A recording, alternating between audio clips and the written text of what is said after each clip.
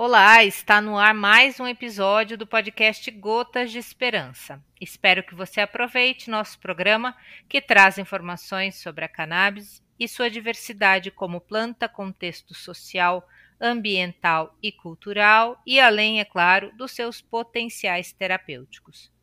Eu sou Cristina Segato, jornalista e apresentadora deste canal e dou as boas-vindas a você que acompanha este episódio inédito do Gotas de Esperança. O podcast Gotas de Esperança é uma produção da Associação Abrace e vai ao ar toda semana. Você pode acessar esse e outros episódios pelo Spotify, procure por Gotas de Esperança no aplicativo, ou, se preferir, no site da Abrace. Anota aí. Abrace Esperanca, tudo junto, sem cedilha, .org.br. abraceesperanca.org.br.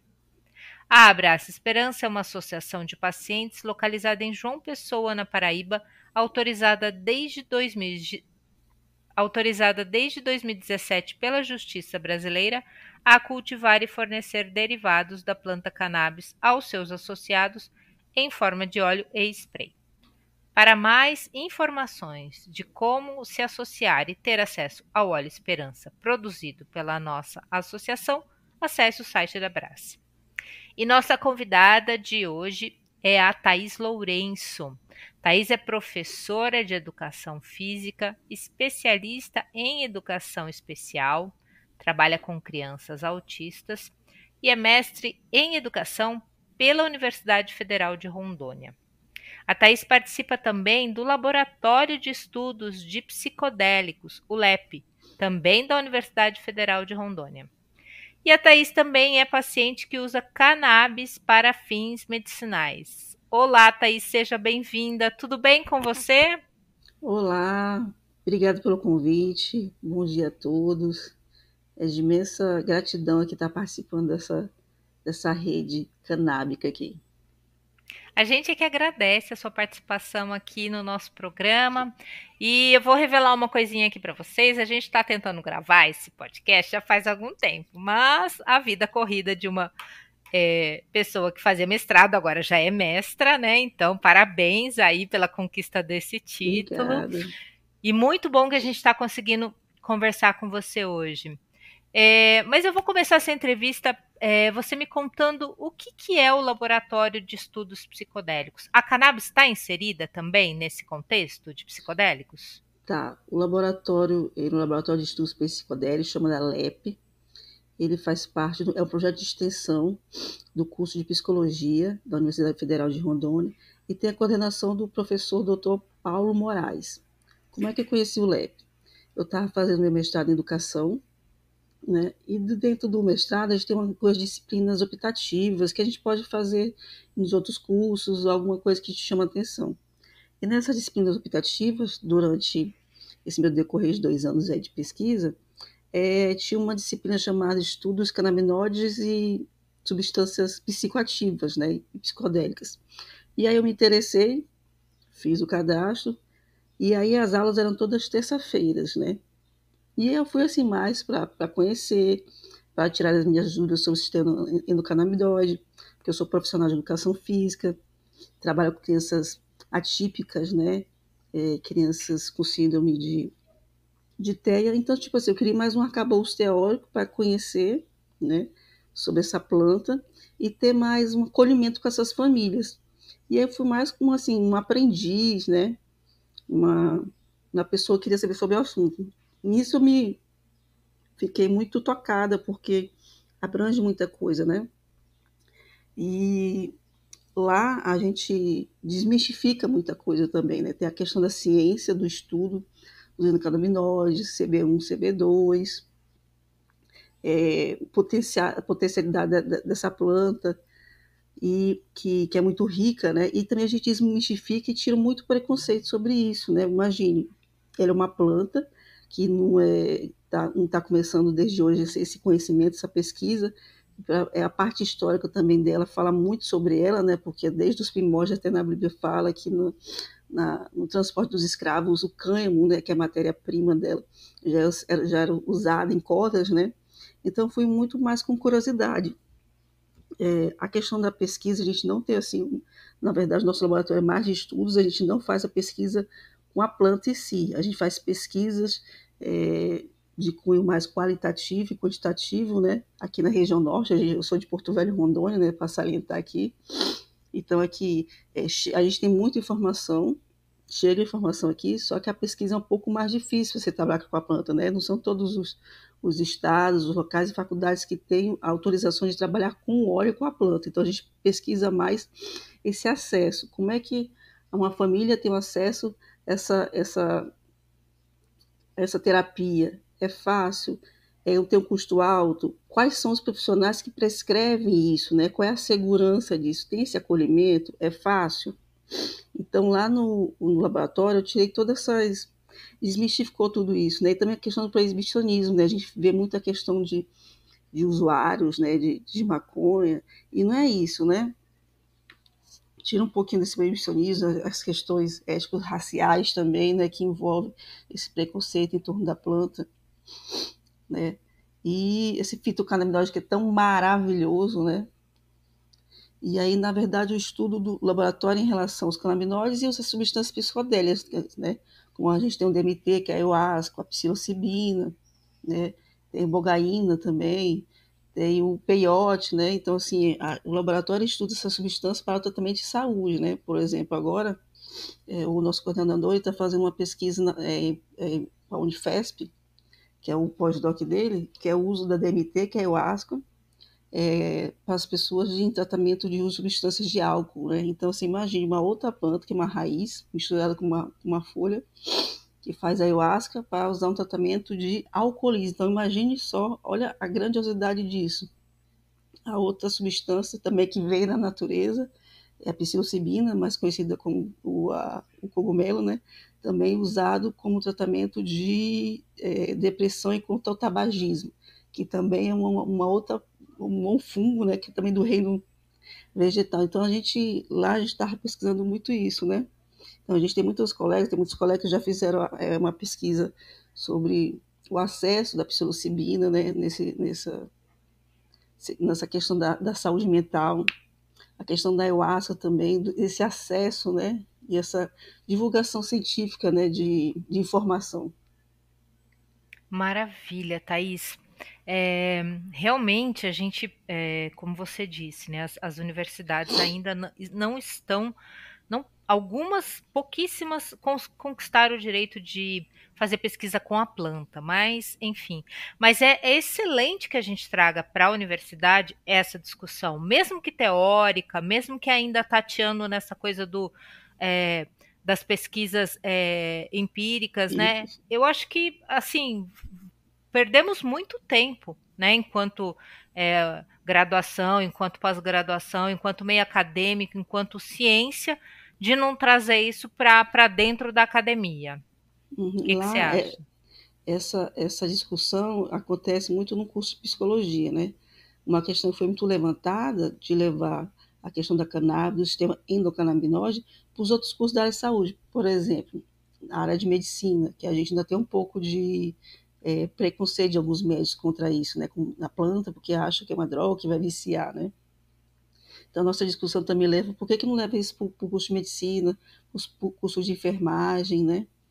Os outros cursos de fisioterapia, de odontologia, dentro disso, né? Que já que é um sistema você né? Que você próprio produz, né? Então, assim, você não é maconheiro, todo mundo não é maconheiro, porque você produz a própria planta. Lógico que durante o processo de envelhecimento vai diminuindo a quantidade, né? Mas nosso corpo tem receptores CB1 e CB2 da planta, então não tem como você negar, né? Então, assim, ter esse acesso para os outros cursos, né?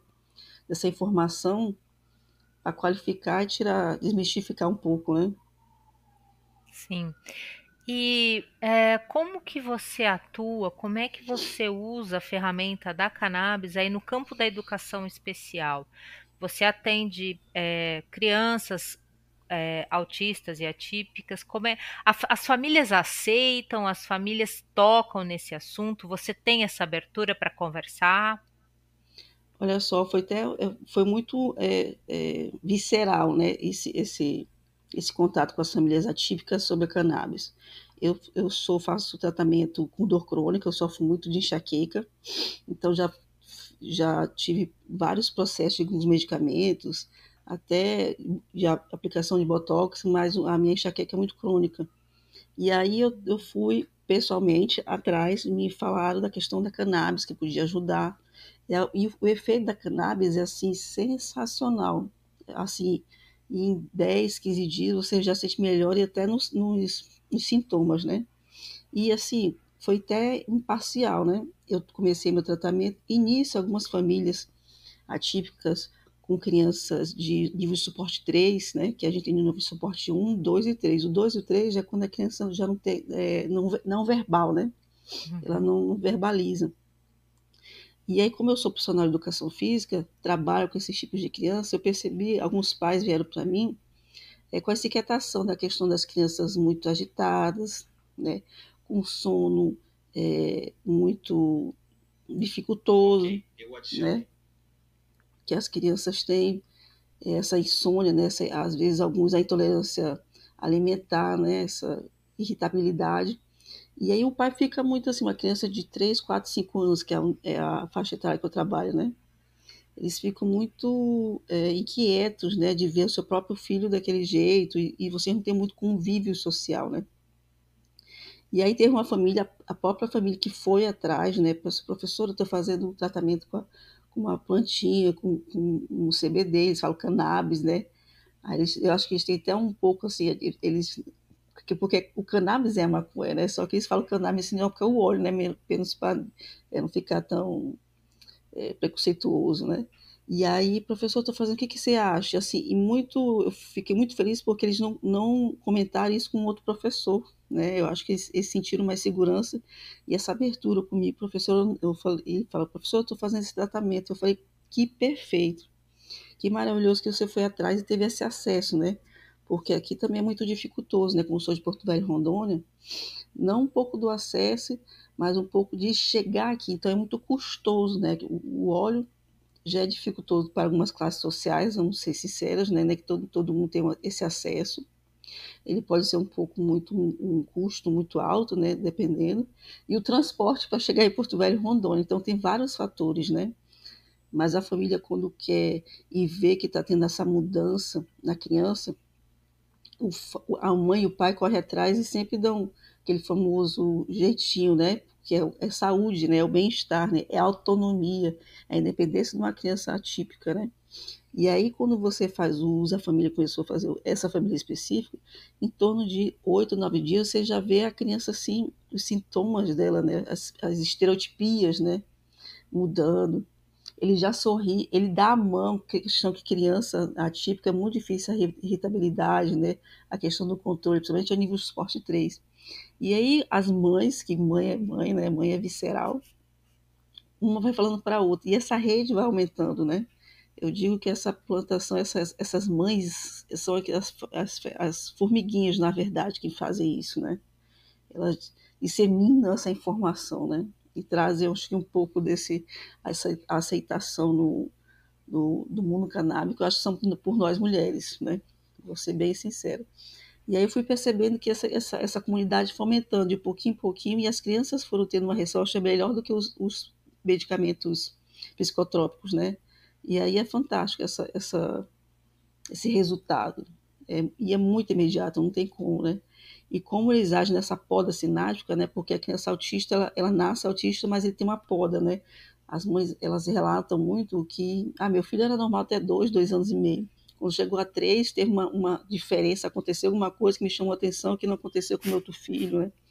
Então, assim, são essas coisinhas assim que foi que aconteceu. Então, vai tendo algumas sintomas, umas estereotipias que aparecem de um dia para o outro, vamos dizer. E a cannabis, ela age bem nessa poda, coisa que os outros medicamentos não fazem. Então, isso que me encanta nessa planta. Que maravilha, né? E o estigma ainda em torno da cannabis é um desafio. Eu acho que é o maior desafio que a gente tem, né? Você, como educadora, né, como acolhedora e cuidadora de crianças neurotípicas, neurodivergentes, como é que você vê o papel da educação e da ciência na desconstrução dessas barreiras? Nossa, muito, mas muito fundamental e essencial, né? Eu fico até feliz pelo convite, porque eu vejo muita profissionais, não desmerecendo, né, profissionais médicos, que a gente tem a SBEC, né, que é a Sociedade Brasileira de Endocannabinoides, que também está fazendo esse papel junto, né? A gente tem muitos psicólogos que fazem esse acompanhamento. Agora teve liberação dos médicos veterinários que podem prescrever, né? Mas eu acho que a questão educacional, a questão da informação, a educação tem que ter, de trabalhar em conjunto. Por quê? Porque o médico, quando ele vai fazer a consulta, ele fica ali 1 hora, uns 40 minutos, 50 minutos com a criança. Mas verdadeiramente, qual o profissional que fica 4 horas direto com a criança atípica é o professor em sala de aula, para acontecer a famosa inclusão. O profissional, o TO fica com a criança, faz a sua intervenção, fica, o psicólogo faz, o psicomotricista fica, mas ele fica aquele tempo de 40, 50 minutos no seu trabalho, na sua intervenção terapêutica, no seu trabalho. Agora, o profissional, o professor, o educador, ele está ali diariamente, 5 vezes na semana, 4 horas direto com essa criança. Eu acho que informação de profissionais canábicos é muito importante, muito mesmo. Fundamental para desmistificar essa informação, trazer informação concreta, consciente, científica também. Maravilha, que é o que a gente tenta fazer aqui nesse podcast e você lá no laboratório de Sim, estudos, né? Então a gente está tentando realmente levar aí para as pessoas, para a sociedade, uma mais informação, desmistificação, enfim. Porque, como você disse, a gente fala de uma planta que está na humanidade, ou seja, que é ferramenta para a humanidade há mais de 6.000 anos, né? sim, Então a gente tem uma segurança aí para falar disso. A gente não está falando, né? à toa, isso. E como é que, pensando aí no laboratório, como é que o laboratório se posiciona em relação ao estigma e à resistência cultural do estudo dos canabinoides e dos psicodélicos? A gente faz muita rodas de conversa, tá? O nosso laboratório também faz webinários mensais que está acontecendo. O último que aconteceu agora segunda-feira, e aconteceu o outro mês passado, que foi com a Diva Sativa também, que ela é uma ativista, mora em São Uma Paulo. querida diva sativa. Isso. Se vocês quiserem olhar na página do nosso laboratório lab.psicodélicos, lá a gente sempre está um grupo de mulheres, esse é um webinário mensal, que a gente tentou também potencializar a questão das figuras femininas, e a gente chamou ela para também partilhar como é que é esse trabalho, né, de formiguinha, em prol dessa informação canábica. E a gente faz rodas de conversa aqui em Porto Velho, em alguns locais abertos, né, é, ou em outras parcerias de faculdade, ou lugares públicos como um pub, ou um colégio, em lugares, esses ambientes. E a gente faz os webinários mensais, né, que a gente sempre chama um convidado, e a gente faz essas conversas com essa dinâmica, né, trazendo informação, ouvindo, partilhando e agregando conhecimento. Ai, que maravilha! Então, o laboratório ele faz essa relação com a sociedade, Faz. que ótimo. É muito Inclu- importante que a academia saia dos muros da academia e vá para onde o povo está, vá para a população, porque o Isso, papel da ciência é esse, né? O papel da academia é esse, né? muito, de acessar a comunidade. E a gente também tem uma parceria também que eu acho que você deve conhecer, que é uma revista Cama, Sim, né? queridos também. Isso, então toda vez que a gente tem rodas de conversa, tem esses webinários, a gente sempre pede as edições das revistinhas para chegar aqui e a gente faz essa distribuição também, que é uma revista muito rica. Então a gente sempre está com Sim, essas parcerias e caminhando junto aqui também para fomentar, né, aqui na Amazônia o conhecimento, para não deixar só nas regiões sul, sudeste, centro-oeste, né? E a Amazônia é muito rica nisso. e a gente tem essa questão que os eventos, né, a maioria dos eventos canábicos acontece nesse eixo Rio-São Paulo. Então, é importante quando a gente consegue levar um fanzine como o Camar, como o conteúdo que os meninos fazem, que é maravilhoso, aí, né, para Rondônia. E pensando agora, assim, na questão cultural mesmo, né? O que que você acha quais são as mudanças culturais e institucionais que você acredita necessária para ampliar o acesso à cannabis medicinal no Brasil? Acho que a pesquisa, né? A pesquisa é uma fonte muito de conhecimento e fidedigna e de credibilidade, né, de acesso. Né? Você com fontes e dados, você dá mais credibilidade a qualquer conversa, né, qualquer relato. Eu acho que nós, educadores, temos o dever de servir ao público da melhor qualidade. Eu, como servidora pública, eu acho que como mediador, vamos dizer, nessa informação, eu acho que existe casos de crianças, vai ter casos que vai precisar do acesso ao medicamento, né? Mas eu acho que você tem um acesso medicamentoso e que haja de forma natural e que haja no seu corpo todo de forma globalizada, vamos dizer assim, né? De forma integral, né? E sem tantos riscos, né? Não vou falar riscos, eu acho que riscos adversos, né? Coisa que os outros medicamentos causam, né? Eu acho que essa informação, a pesquisa, o educador ele podia ter mais acesso a isso, né? Esse sistema endocannabinoide, a informação, uma coisa que chega muito aqui tardio aqui na nossa região, né? Não chega com tanta força. A gente que o nosso trabalho de formiguinha aqui do professor Paulo, né? Eu acho que eu vejo assim um desbravador, na verdade, aqui na região norte. Eu não sei se em Manaus eu pesquisei, se tinha, não achei, no Acre também não.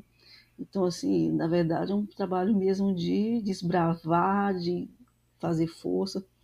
Ele até falou também de, quem sabe, futuramente fazer uma marcha da maconha aqui, né, para trabalhar isso, quebrando fronteiras. Eu falei, vamos.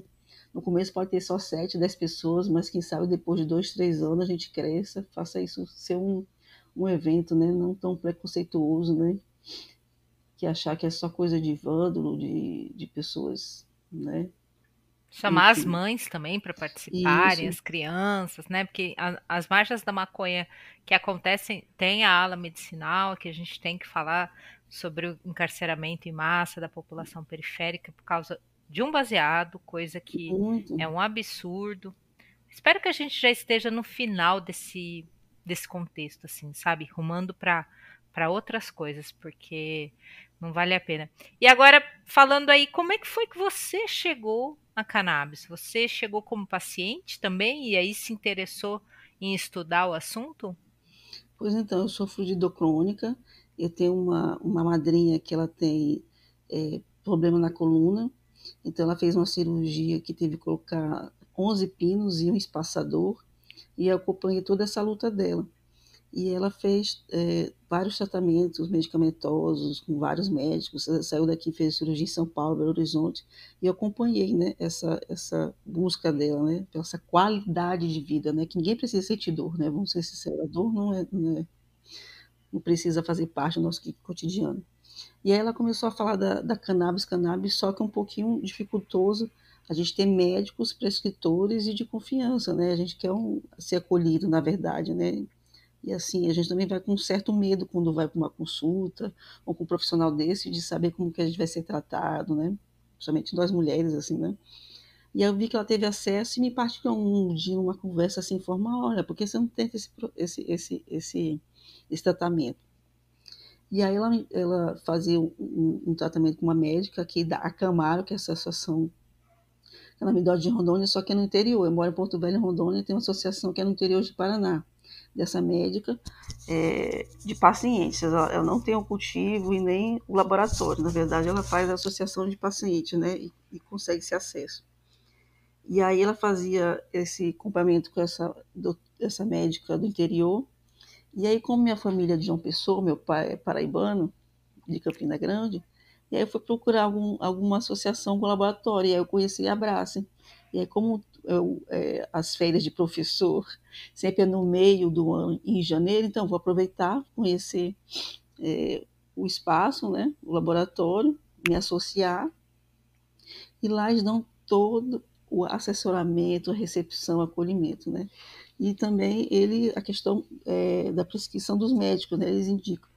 E aí, como eu sofri de dor, essa dor crônica de enxaqueca, e as minhas enxaquecas, assim, eu fazia um acompanhamento meu, né, assim, mensal, de quantas vezes na semana eu tinha. Eu cheguei a ter 25 dias. Imagine, no mês de 30 dias, 25 com dor, isso não é normal. Falei, não, tem que parar. E eu fiz vários tratamentos, né? O que me falava de médicos. E aí eu tentei assim, não, vou tentar isso aqui, com essa planta que todo mundo fala. Fui pesquisar na internet, né? E aí foi quando você entra nesse mundo canal, parece que é um boom, você sofre assim, um boom assim, de coisas que você fica maravilhada. Então, quando eu cheguei para baixo, depois cheguei no laboratório, então assim, foi tudo assim, perto. No mês eu fiz o tratamento é, das gotinhas mágicas, né? No outro mês eu já vi, vai ter um edital aqui, vai ter uma aula especial do mestrado, vou fazer. Então, tipo assim, parece que quando você entra nesse mundo, o mundo se abre para você, né, de informação. Né? Que nem a gente falou anteriormente, a gente tem o dever, né, público de disseminar informação, né? E aí eu comecei a fazer assim a prescrição de 3 gotinhas, né? E eu vi assim que em torno de, acho que no 12º dia, eu já acordava, parece que eu estava estranho. Eu falei, tem alguma coisa estranha comigo, o que está acontecendo? Gente, está muito estranho isso. Quando eu me dei conta que eu não estava sentindo dor e que eu podia dormir, o sono também é muito reparador. Até isso que me encantava também, que as mães atípicas relatavam. Tinha crianças que 3 horas da manhã estavam acordadas. Imagine isso para uma família, uma criança acordada 3 horas da manhã até às 6 para ir para a escola, né? Não tem qualidade de vida, né? Você não consegue progredir assim, essa vida cotidiana, né? E aí eu fiquei assim maravilhada, gente, o que que tá sentindo que eu tô estranha, não sei o que que é, e dormindo, eu falei, chega um sono assim reparador, que me encanta também, a questão do sono reparador. E isso as mães atípicas me falavam muito. Ele, professora, hoje ele dormia a noite inteira. Pra gente que está ouvindo, assim, parece normal, dormir a noite inteira, mas uma criança atípica dormir a noite inteira com qualidade, você acordar e você tá bem para ir para a escola, para você ir trabalhar, é uma questão assim, assim, surreal, fantástica de como essa planta, como é que a cannabis faz no seu corpo. Eu acho assim, fantástico. Parece que tira com a mão tudo.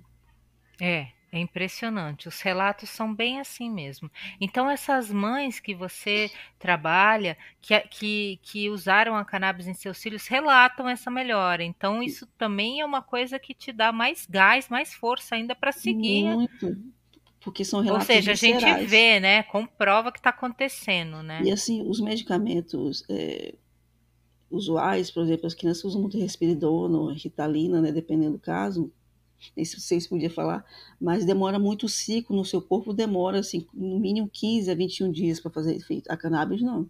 Em torno de 7 dias, acho que nem isso, 5 dias, você já vê um relato de crianças dormindo bem. A seletividade alimentar de crianças que não comiam feijão ou alguma coisa pastosa, comiam frutas. Uma criança não come fruta nessa primeira infância, né? A questão do sono é o que mais me chama a atenção e essa questão das estereotipias, como é que diminui a irritabilidade das crianças, né? Principalmente ao nível de esporte 2 ou 3.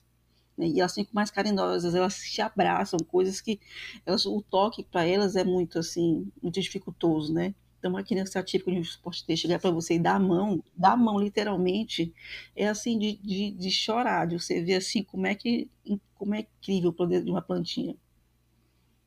E como é que você se sente quando você vê essas crianças que tiveram essa melhora com a planta? Eu, assim, fico maravilhada. Eu estou relatando aqui para você, eu fico me lembrando do João, do Pedro, do Henrique, assim, dá vontade, assim, de chorar, porque não é só a criança, mas é o sistema familiar também que muda, né?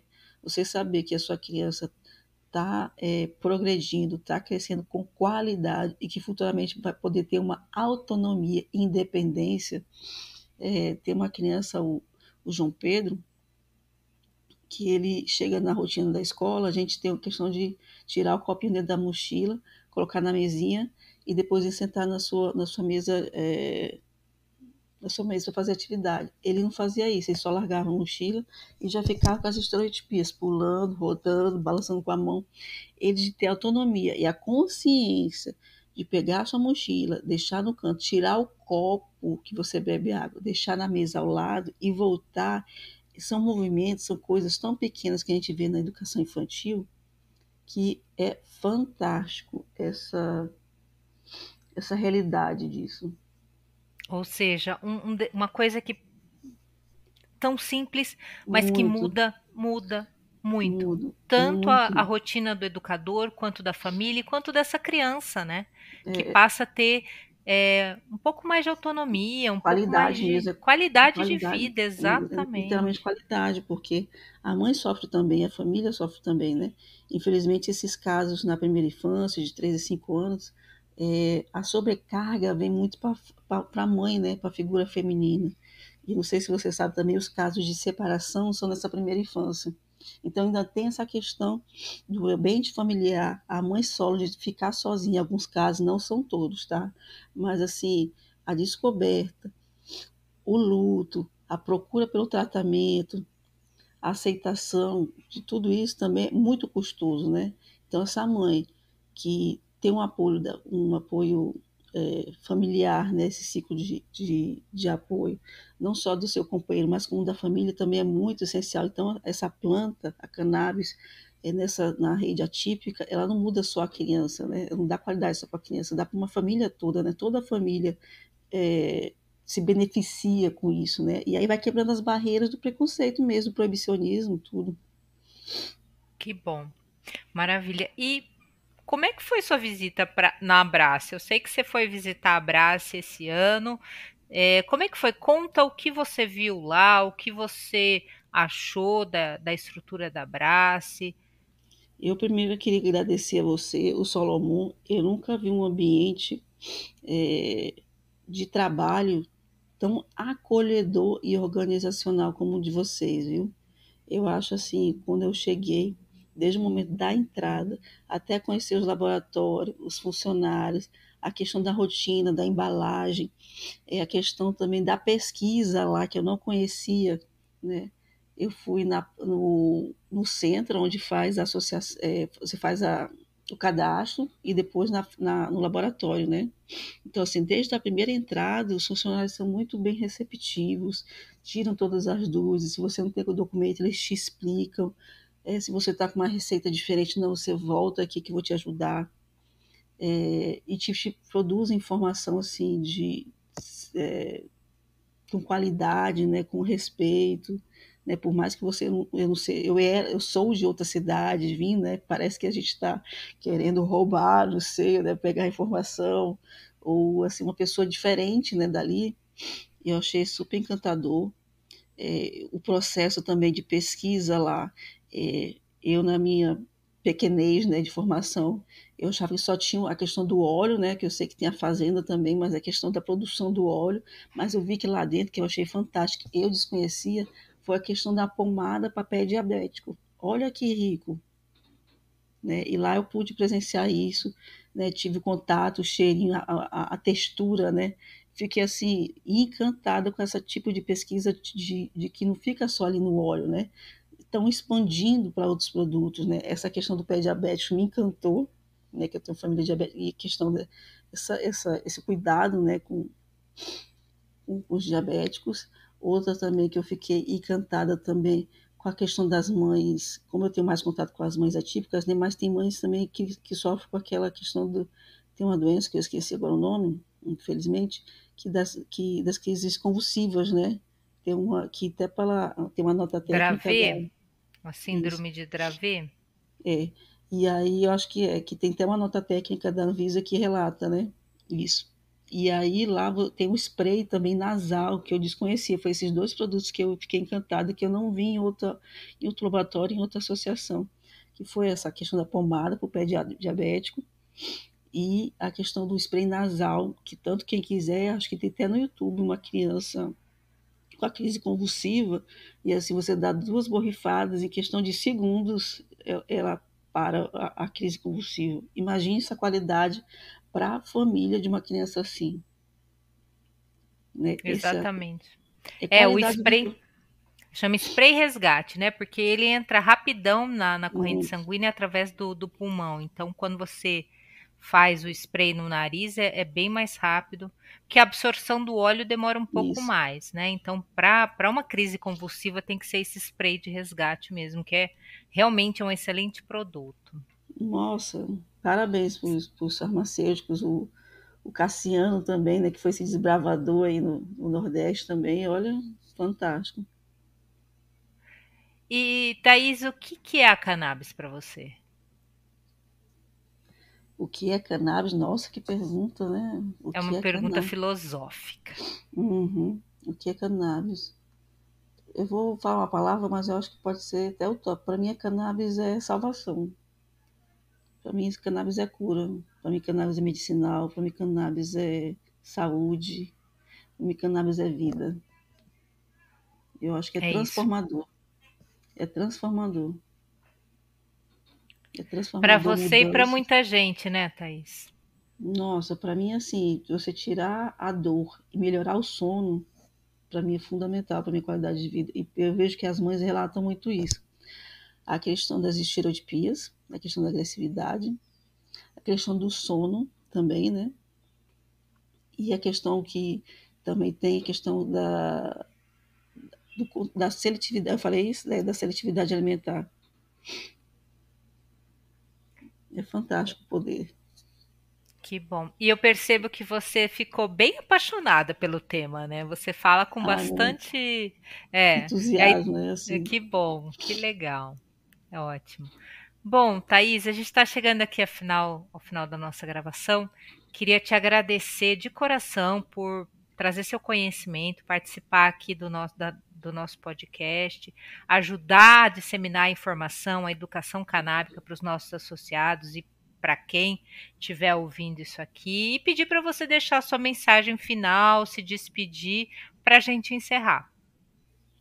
Olha, primeiro eu quero agradecer o convite, que finalmente chegou a nossa entrevista.